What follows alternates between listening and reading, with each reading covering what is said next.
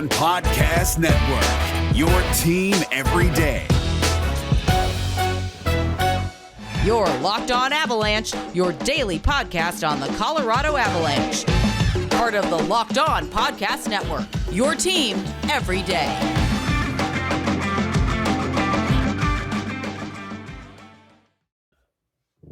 All right, everybody, what's going on? Welcome to the Locked On Avalanche podcast, part of the Locked On Podcast Network, your team every day. I'm your host, Chris Maselli, with another episode of the podcast that's dedicated to your Colorado Avalanche.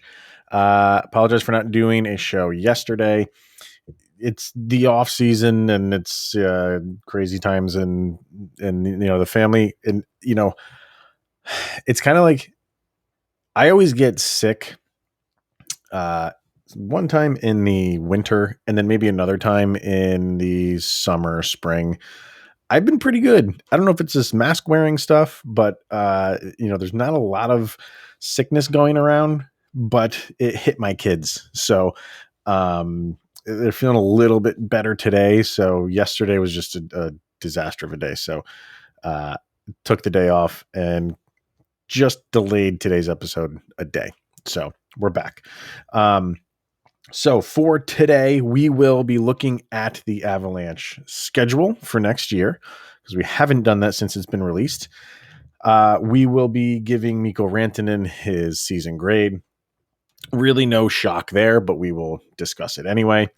And we will continue with our off-season watch list. I guess we're calling it just things that I'm throwing out there to catch up on in the world of movies and television. And I have two really, really good, I guess they're documentaries, both on Netflix. So if you subscribe to that, you'll be able to watch these. And one is insanely inspirational. The other really, really makes you think about the way people think.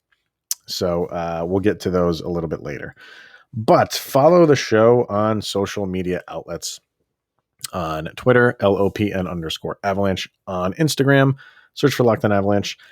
Send any questions, comments, concerns, opinions to lockedonavalanche@gmail.com. And of course, follow the show now on YouTube if you want to watch it in video form, where I'm noticing my beard is like getting a little bit not out of control, but like, I guess the word is unkempt. So I'll trim that up. I don't know if I feel like it. It's a beard. I don't care. All right. So let's jump into the Avalanche schedule here. Let me bring it up. Because there are some interesting things on here. First of all, full schedule, which is nice. Some people are already kind of throwing out there, will this even happen? And I hate to even bring that up, so I'm not going to dwell on it too much because I don't want to think about a season like the last couple that we've had that have been shortened thanks to, COVID and all that nonsense. So not nonsense. I shouldn't say that, but it's starting to go around. Like there's starting to be grumblings about, will any league be able to really finish a season? Because this thing seems to be rising back up again. But for now, we're going to go off of the schedule that we have, the full 82 game schedule that every team has been given. And obviously the first thing a lot of people saw right off the bat was in February. Very few games being played in February. The Olympic break, which, most signs point to NHL players going to that. Some people thought they would release two schedules just in case there wasn't. They didn't release it, but they have said that they clearly do have that. If for whatever reason they don't finalize NHL players going to the Olympics, which I haven't heard that it's been finalized, but if they're releasing this, they're feeling pretty good about it. And the NHL knows that their players want to go to the Olympics. So count on that happening. So really not a lot of NHL games in the month of February. You look at the Avalanche schedule and, right off the bat, in October, they have a total of 8 games. And when you're finishing a season where you were playing 16, 17 in a month, And yeah, I know you're starting a little bit later in October, but 8 games in a month is a walk in the park. But out of those 8 games, 4 of them are division games. You're opening up at home, which is always not. You always want to open at home, and you always want to play the last game of the season at home. And the Avalanche do one of those. They open the year at home against Chicago. They close the season at Minnesota. They actually close the season. The last week of the schedule is 4 division games, 2 on the road, 2 at home. And they're split up. So it's like the first of those 4 games is in Winnipeg, and then 2 at home against St. Louis and Nashville. And then that final that final away game against Minnesota. And it is a back-to-back, believe it or not, for the Avalanche. It's a home game against Nashville. The very next day is an away game against Minnesota. So it's not your home and home back-to-back. So, and they do that a couple times. Earlier in the month in April, they do a back-to-back in Winnipeg and then in Edmonton. But they finished the season 4 straight division games, which is good because if you're behind any one of those teams, you can maybe catch up a little bit. If you're the Avalanche, you hope you're not behind any of them and you're kind of just buttoning things up, maybe for position and seeding by then. But obviously, we'll see. Where things stand out to me is the month of December, because the Avalanche are doing a lot of traveling in the month of December, and a lot of it's on the East Coast. They play a total of 1, 2, 3, 4, 5, 6, 7, 8, 9, 10, 11 away games and only 5 home games in the month of December. And like I said, a lot of these games are on the East Coast. They're playing Toronto, Montreal, Ottawa, Philly, New York, Buffalo, Boston. And mixed in there, you have Detroit, Vegas, Dallas. But a lot of traveling and a lot of East Coast games in December. So that'll be telling for the Avs. That will, and that's, you only have a few games in October. November isn't that bad. You have 2 games in a row, not back to back, but a home and home. There's 2 days in between. You have a game against Columbus on a Wednesday, 2 days off, and then at Columbus on Saturday, and then 4 days off. When's the last time they've had 4 days off? So there's not a ton of games. Let's see, 2, 4, 6, 7, 8. So you got 10 games in November, a lot of breaks in November. So between October and November, you're kind of, it's not, I guess, necessarily a bad thing. You're kind of getting like your feet wet for the season. And then it's full bore in December and January. And then before that break in February. But December will be kind of where the gas pedal is pinned, and you are on the road. You're playing a lot of games.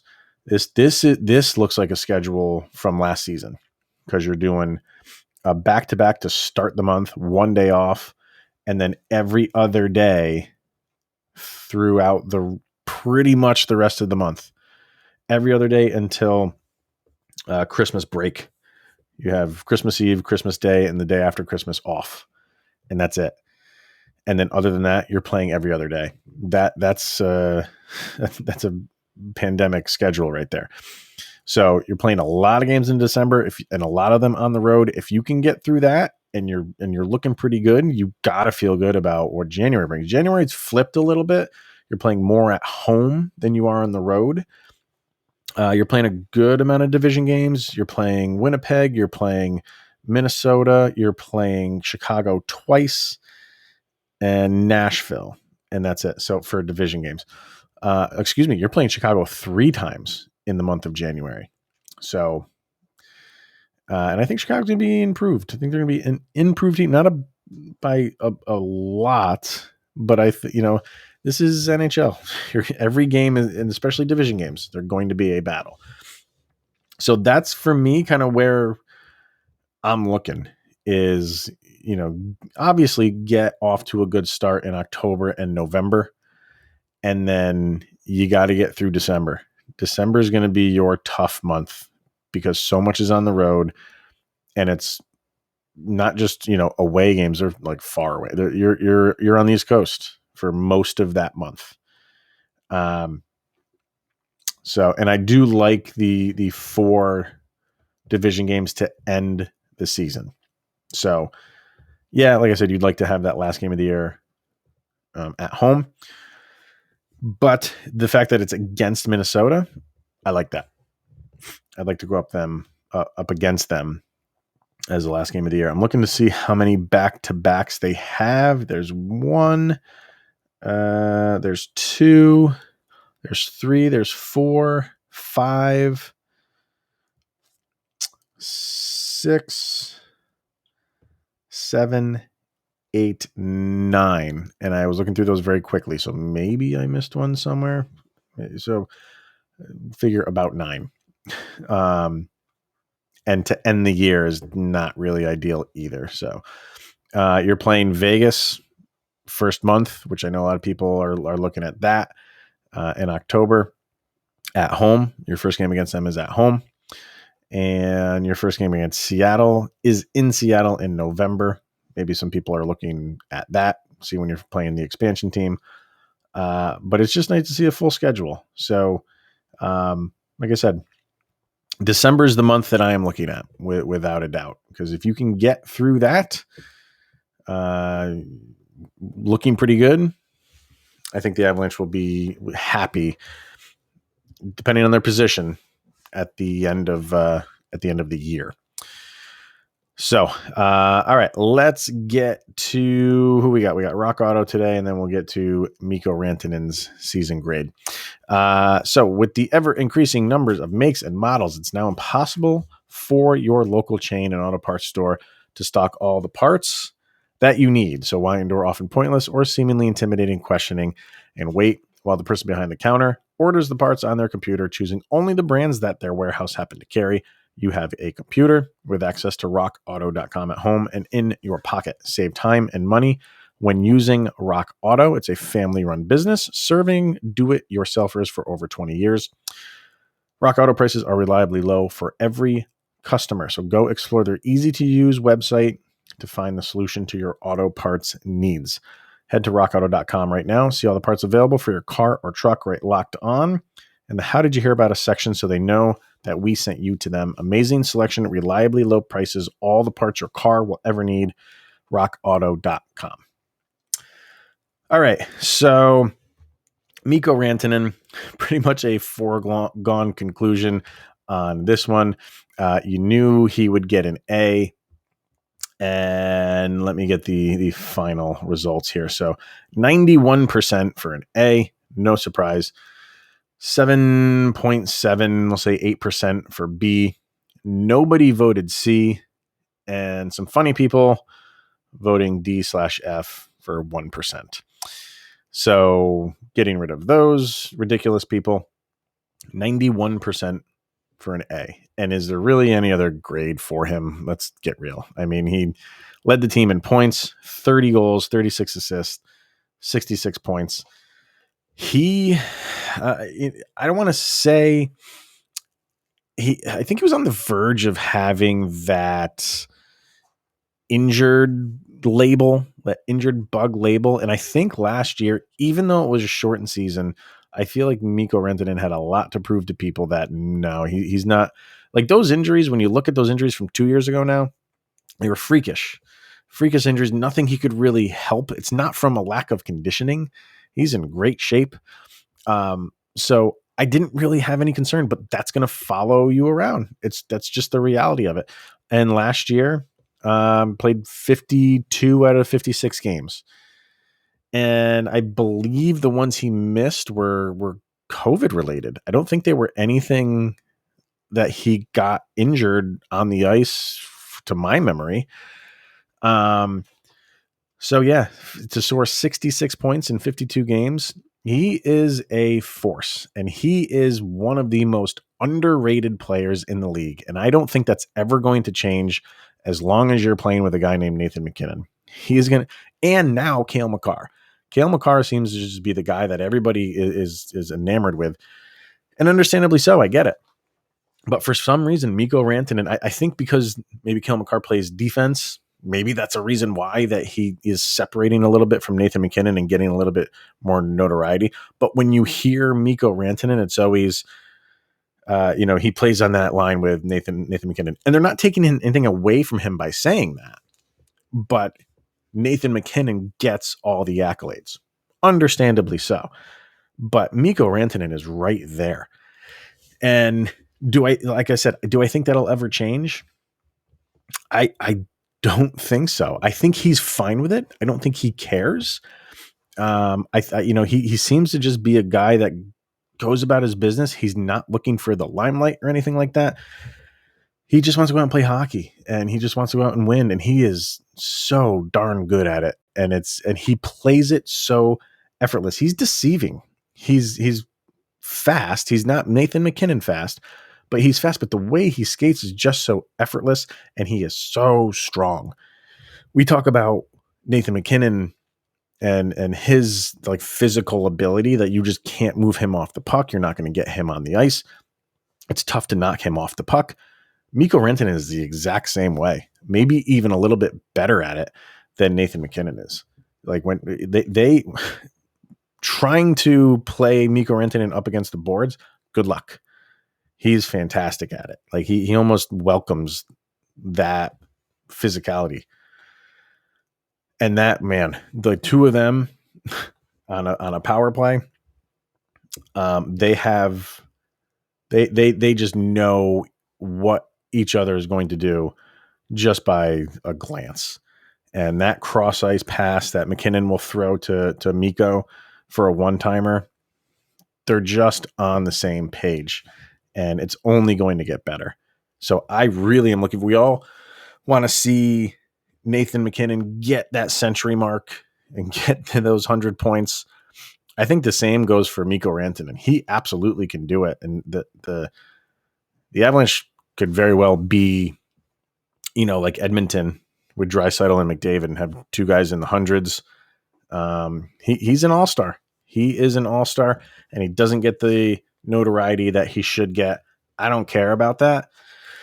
Excuse me, because I like when guys are under the radar, and as good as he is, and people are going to be talking about McKinnon, McDavid, Ovechkin, Crosby. That's fine. Mikko Rantanen should be in that group, and for whatever reason, he's not. A lot of people will say, and I'll get to the comments because, there's one person who made the statement. Let me get to it here. Could have been, I think he said the league MVP.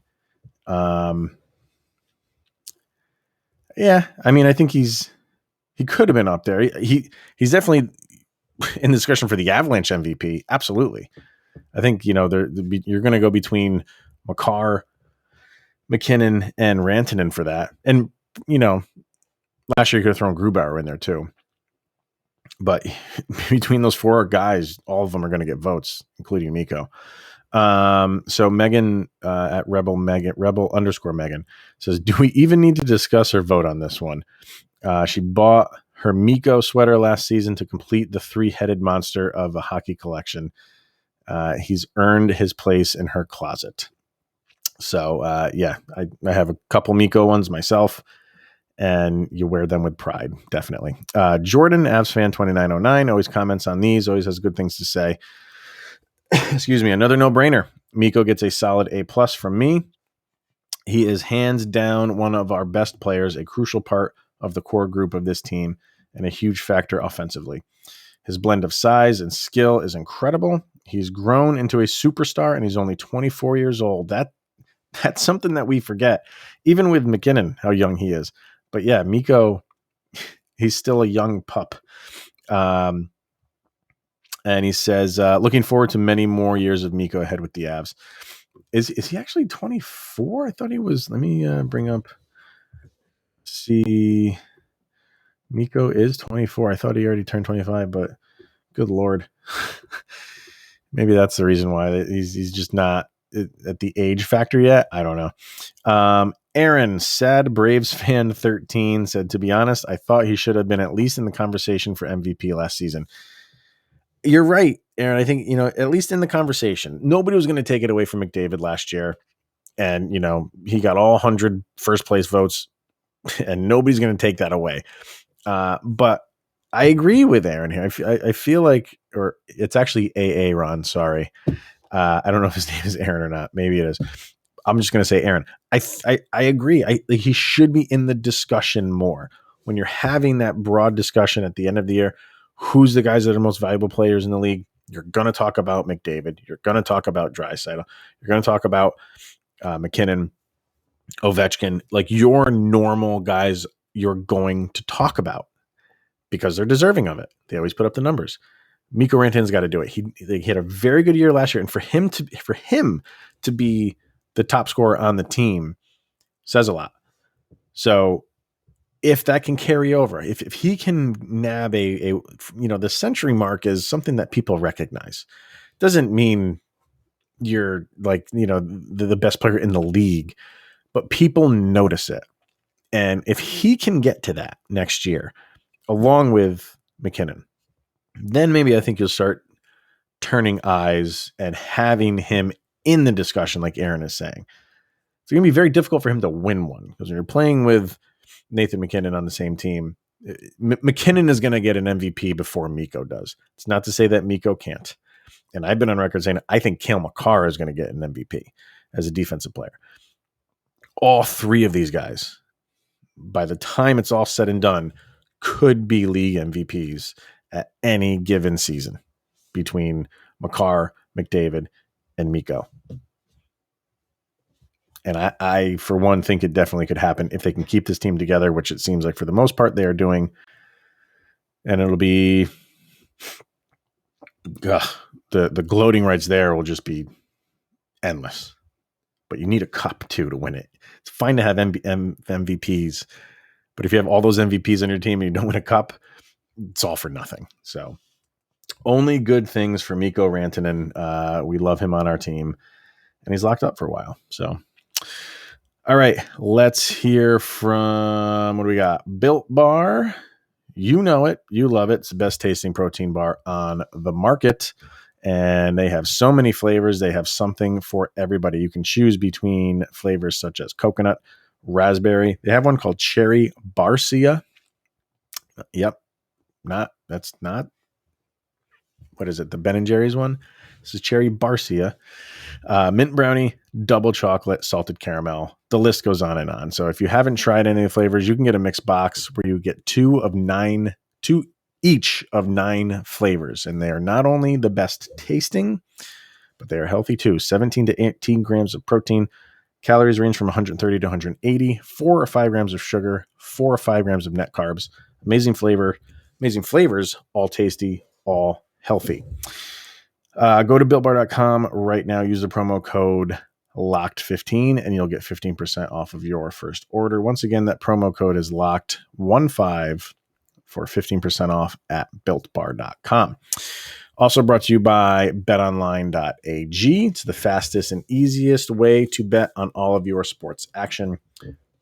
You have baseball season kind of winding down. A couple months left in the season. NFL preseason is here, and that's always big bucks getting thrown around there. So you can get all the latest news, odds, and info on all of your sporting needs, including baseball, basketball, hockey, UFC, MMA, and of course, NFL. Before the next pitch, head over to BetOnline on your laptop or mobile device. Check out all the great sporting news, sign-up bonuses, and contest informations. Do not sit on the sidelines anymore. This is your chance to get into the game as teams prep and make their runs for the playoffs. Head over to the website to sign up, and when you do, you will receive a 50% welcome bonus with your first deposit with the promo code LOCKEDON. BetOnline, your online sportsbook experts. All right, so getting to kind of our off-season watch list, because this is the time that we need to catch up on all the shows that we could not watch, because when the hockey season is here, it's hockey season. And especially last year, because there's just game after game after game. I don't know about you, but I didn't have a lot of time to watch a lot of stuff. So I'm here to help you maybe add some new shows or movies to your queue, which they don't have.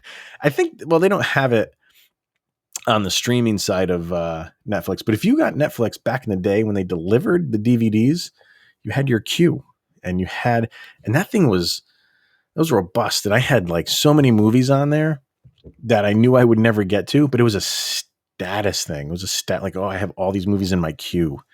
Like it was a big deal. But now you just hit a button and it's the wonders of technology. So if you do have Netflix, a couple, I guess they're documentaries that you can add and very much enjoy. So one of them, so what am I going to start with here? So this one is called The Push. And it's done by a mentalist. He's very popular in England. You might have heard of him. His name is Darren Brown. And he's been in the States. He does shows in the States. And I think he's been on Broadway. And he's very entertaining. But he does this thing called The Push, where he does I guess the term he uses all the time is social compliance. He does this experiment where he wants to see how far someone is willing to go to just be one in like a face in the crowd and go with the flow. Basically, when does someone say like enough is enough? So he sets up this elaborate prank really on this one guy. This one guy has no idea what's going on. Everybody else is actors. It's this very meticulously thought out scenario. And the end result is, can he get this guy who had no idea in the very beginning of what was going to happen, and just one thing after another happens, to see if he goes along with these things? And will it culminate in him pushing another human being off the top of a building? And it's all real. And people want to say like, oh, this was a put on. Trust me, it's not. You're going to have those people that watch this and be like, that's fake. He knew it was happening. Why would they do it? Like, it's legit. It's a legit experiment in what he says, social compliance. How far are we willing to go along with the Joneses just to fit in? So to give you like a brief background on the scenario, he's having an auction. It's a very big auction for a brand new not-for-profit. And the guy who was like he worked for a bank that helped them set up like this app and get the non-for-profit going. He's invited to the auction, and he's the one that has no idea what's going on. And one by one, they just have him do small menial tasks first to see if he'll just say yes to the smallest thing. And then it keeps building, and they ask him to do bigger things and bigger things and bigger things. And by the end of it, the entire night is thrown into chaos. And they're going to ask him, the only way we can rectify this is for you to push this person off of the top of a building. And I'm not clearly going to spoil it for you, but it's amazing. It's pretty amazing. And in a world where that's kind of what we do, it's kind of like, it's like, are you a leader or are you a follower type of thing? So he has another one called Sacrifice. If you like The Push, he's got another one on there called Sacrifice. And that one, he sees if he can get someone who has not the nicest things to say about illegal immigrants to eventually take a bullet for an illegal immigrant. That's a good one too. Definitely watch The Push first. If you like The Push, make your way on over to Sacrifice. And the other one that I wanted to kind of throw your way is called The Dawn Wall. And this is a true story about two guys who attempt to free climb. If you've seen Free Solo is on Disney Plus, and that is ridiculous. That is about a guy who climbs a section of El Capitan in Yosemite with nothing, with no harness, no nets, no nothing. People do that stuff, and it's insane. Go watch that if you haven't seen it. But I really like the Dawn Wall maybe a little bit better because the guy who's in it, his name is Tommy Caldwell. He's like the Michael Jordan of the climbing world. And he, for years, has always wanted to climb this one section of El Capitan that has never been climbed before. He has harnesses because you absolutely cannot do the section of the wall that he's doing free soloing it. You will die. So he gets him and another climber, and they meticulously plan out this route that they think they can go, where they can ascend up. And they are going to spend at least 2 weeks living on the side of the wall. They camp there overnight. They put up, they call them portaledges, and they're basically tents that lean up against the wall. And every day they go up a couple sections of this 3,000-foot rock. It's incredibly, incredibly inspirational. And you don't even really have to like rock climbing to be kind of taken in by this. But if you are, and you've probably already seen it, if you're into rock climbing or just, climbing in general or hiking. But these two guys just do something that's absolutely incredible, or at least attempt to. So definitely check out the Dawn Wall, because there's things that happen in the beginning of it. They're telling the story of something that happened to Tommy and his girlfriend when they were young, which is nuts, absolutely nuts. And that's kind of the starting point for him to really kind of do something that nobody's ever really done before, and it's climbing this section of El Capitan in Yosemite. So really, really good, inspirational. Like if you're not rooting for these guys to do this thing, you don't have a soul. So go check out the Dawn Wall, because it's something that you'll probably be showing a lot of your friends. And so will the Push. The Push is, I kind of want to know what you guys think about that. So watch the Push and then shoot me an email or get a hold of me on Twitter. That's where I talk to most people, is on Twitter. So, but I think you'll like both of those things. So enjoy them. All right, that's going to be it for today, everyone. Thank you for tuning in. We will be back, because I didn't do one on Monday. If we got some stuff to talk about, definitely be back tomorrow. If not, we'll do one Thursday or Friday. So that's going to be it for today. Thank you for tuning in, and we'll see everybody later on. Here's Joby.